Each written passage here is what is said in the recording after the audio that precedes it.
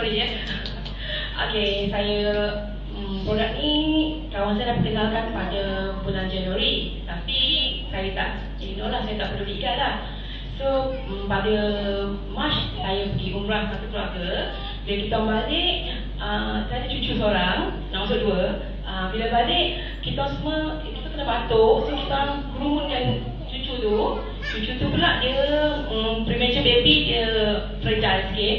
So terus 2 hari lepas tu cucu saya batuk dan kena bronchitis, lelah lah.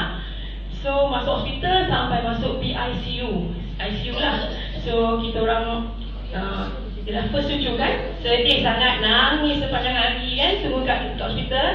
And then lepas 5 days, lepas 5 hari dia keluar, okay, masuk hari ketiga attack lagi, asma.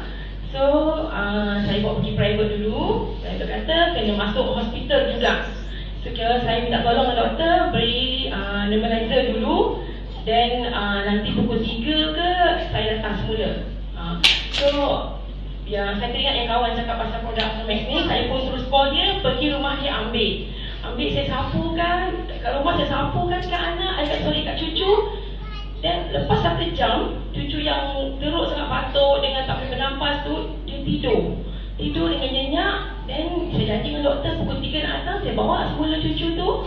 Doktor cakap, oh, kenapa dah baik ni? Saya tak tahu. Cakap kan, saya tak cerita lah pasal krim nanti susah pula kan. So dia kata, okay, dia kata tak payah masuk hospital, bawa balik lah, dia cakap. So daripada situ saya, sampai sekarang cucu saya alhamdulillah sihat walafiat, tak pernah attack lagi. Tapi saya pakai setiap hari lah untuk dia kan.